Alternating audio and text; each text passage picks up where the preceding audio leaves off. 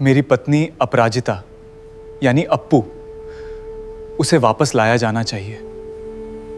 जब तक अप्पू सुरक्षित घर नहीं लौटती तब तक मैं अपना संकल्प नहीं तोड़ेंगी। आप सच में सबकी परेशानी दूर करते हैं तो एक माँ की पुकार भी जरूर सुनेंगे। आज के एपिसोड में पुलिस स्टेशन का माहौल काफी टेंस होता है। एक ऑफिसर ललित को बैठने के लिए कहता है और फिर मोरिया को ऑर्डर दिया जाता है कि उसे रिलीज कर दिया जाए। थोड़ी ही देर में लल्लू को भी बताया जाता है कि अब वो घर जा सकता है, लेकिन इतनी आसानी से बात खत्म नहीं होती। लल्लू का गुस्सा अब भी शांत नहीं हुआ होता। दूसरी तरफ रक्षित के लोग उसके लिए एंटिसिपेटरी बेल की डिमांड करते हुए दुखते हैं। उनका सिर्फ एक ही मकसद होता है कि किसी भी तरह रक्षित को पुलिस कस्टडी से बाहर निकाला जाए। इसी बीच ललित बिल्कुल टूट चुका होता है। वो हाथ जोड़कर सबके सामने गुहार लगाता है और कहता है कि बस उसकी पत्नी अपराजिता यानी अप्पू उसे वापस लौटा दी जाए। वो ये तक कह देता है कि अगर अप्पू वापस मिल जाए तो वो अपनी सारी शिकायतें और केस भी वापस ले लेगा। उसके लिए इस वक्त सिर्फ अपनी पत्नी की सलामती सबसे ज्यादा जरूरी होती है। सीन फिर मालती के पास शिफ्ट होता है। मालती भगवान के सामने खड़ी होती है और उसके चेहरे पर गहरी बेचैनी साफ नजर आती है। वो कहती है कि उसने बहुत प्रार्थना कर ली, बहुत आंसू बहा लिए, लेकिन अब तक उसकी बेटी का कोई पता नहीं चला। इसी दर्द में वो एक कठोर संकल्प लेती है। वो फैसला करती है कि जब तक उसकी अप्पू वापस घर नहीं आ जाती तब तक वो ना कुछ खाएगी, ना पानी पिएगी और ना ही चैन से सोएगी। घर के दूसरे लोग मालती को समझाने की कोशिश करते हैं, लेकिन वो किसी की बात सुनने के लिए तैयार नहीं होती। वो भगवान गणेश से कहती है कि अगर वो सच में सबकी परेशानी दूर करते हैं तो एक माँ की पुकार भी जरूर सुनेंगे। मालती भगवान को कसम देते हुए कहती है कि जब तक अप्पू सुरक्षित घर नहीं लौटती तब तक वो अपना संकल्प नहीं तोड़ेगी। ये देखकर घर का हर व्यक्ति इमोशनल हो जाता है और सब मिलकर अप्पू की सलामती के लिए प्रार्थना करते हैं। इसी दौरान रक्षित की एक एम्प्लॉय भी मीडिया और पुलिस के सामने उसकी बेगुनाही की गुहार लगाती नजर आती है। वो बार बार कहती है कि रक्षित सर बिल्कुल निर्दोष हैं और उन्होंने कुछ भी गलत नहीं किया, लेकिन उसकी बात सुनने वाला वहां कोई नहीं होता। फिर रामगोपाल घर पहुंचकर सबको एक बड़ी खबर देता है। वो बताता है कि टीवी पर दिखाया गया है कि अप्पू के बॉस रक्षित को पुलिस ने गिरफ्तार कर लिया है, क्योंकि पुलिस को शक है कि अप्पू के किडनैपिंग केस में उसका हाथ हो सकता है। ये खबर सुनकर घरवाले एकदम हैरान रह जाते हैं। प्रभा तुरंत कह देती है कि उसे पहले से ही रक्षित पर शक था।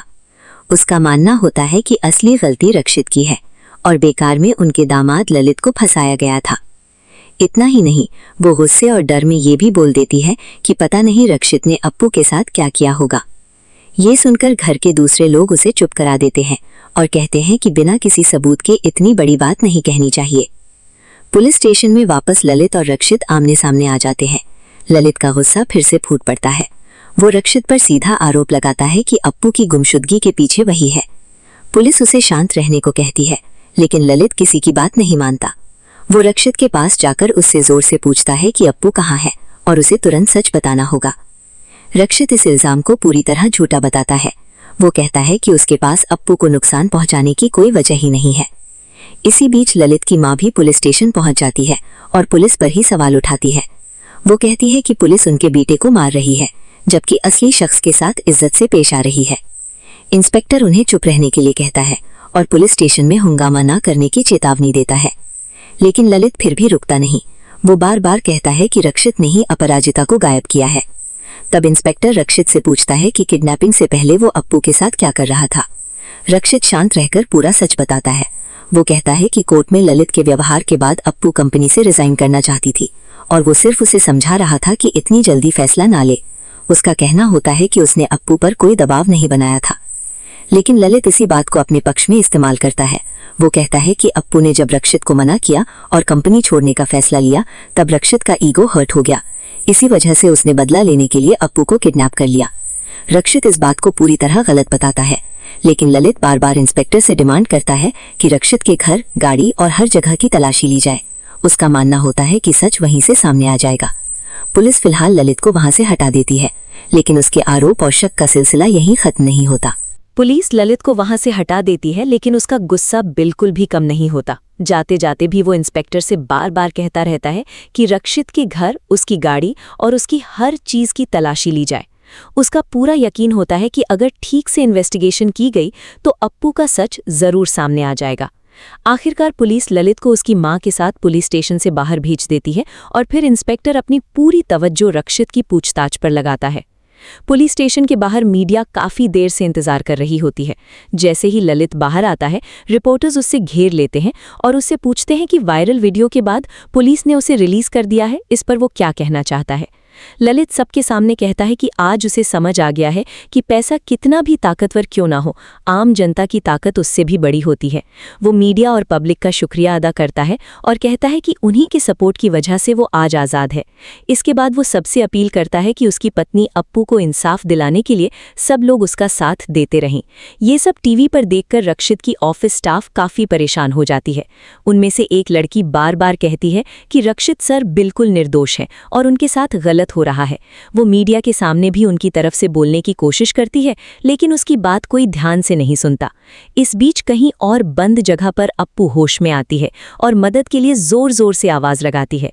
वो बार बार कहती है कि कोई उसकी मदद करे और उसे बाहर निकाले, लेकिन उसकी आवाज किसी तक नहीं पहुंच पाती। दूसरी तरफ रक्षित के घर वाले और उसके लॉयर लगातार बेल की तैयारी में लगे होते हैं। रक्षित की तरफ से साफ कह दिया जाता है कि एंटिसिपेटरी बेल आज ही चाहिए और किसी भी हालत में उसे पुलिस स्टेशन से बाहर निकाला जाना चाहिए। किसी को कल तक का इंतजार मंजूर नहीं होता। इसी दौरान विवान फोन पर घर की सिचुएशन का पता करता है। उसे बताया जाता है कि उनके फादर हॉस्पिटल में हैं, डॉक्टर ने कुछ मेडिसिन मंगवाए हैं और घर का सारा स्टाफ भी हॉस्पिटल बुला लिया गया है ताकि ज़रूरत पड़ने पर तुरंत मदद मिल सके। विवान को ये जानकर थोड़ी तसल्ली होती है कि उनके फादर की तबीयत पहले से बेहतर है, लेकिन घर और अप्पू की टेंशन सबके चेहरे पर साफ दिख रही होती है। पुलिस स्टेशन में बैठा रक्षित खुद को बहुत मजबूर महसूस करता है।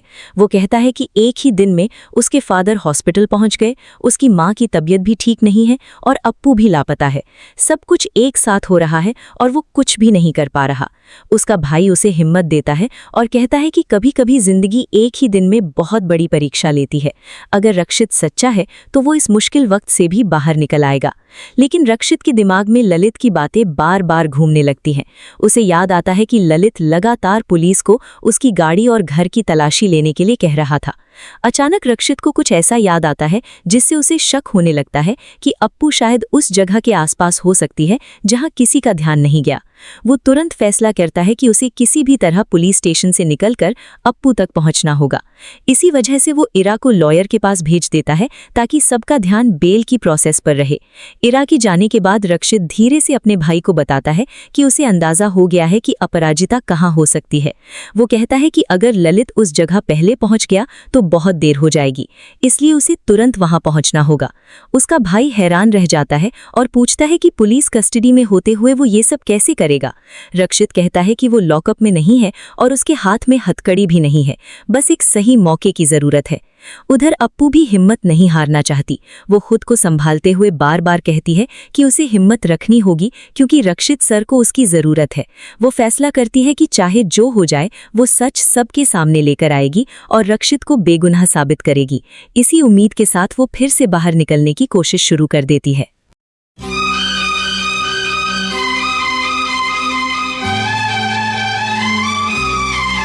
ना कोई दोष तेरा, ना कोई दोष मेरा,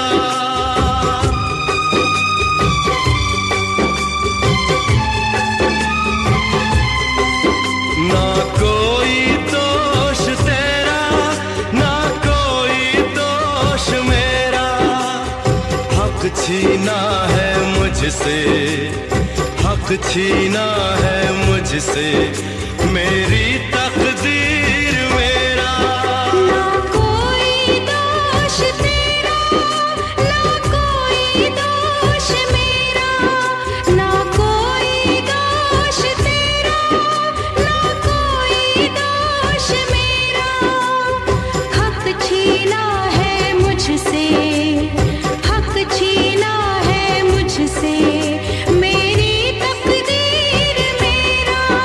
ना कोई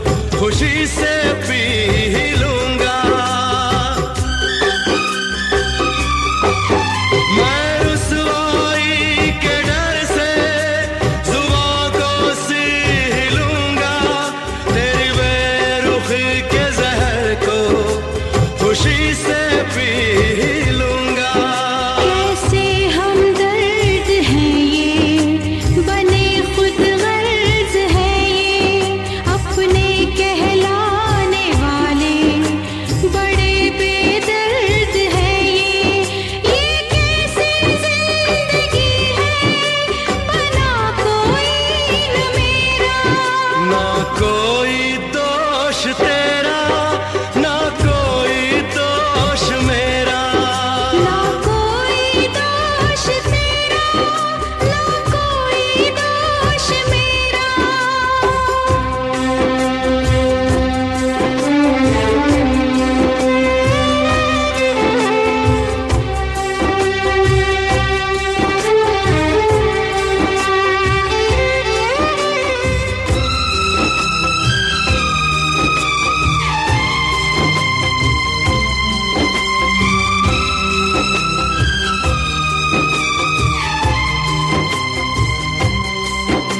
विधाता ने लिखी है फिर कोई कहानी, नए पात्र चुने हैं पर बात है पुरानी।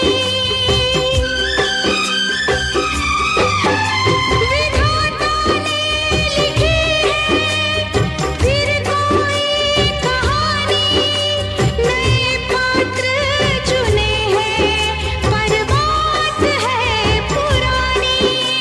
भुला कर तलखियों को चाक दिल से ही लूंगा, अगर जीना पड़ा तो किसी ढंग जी ही लूंगा।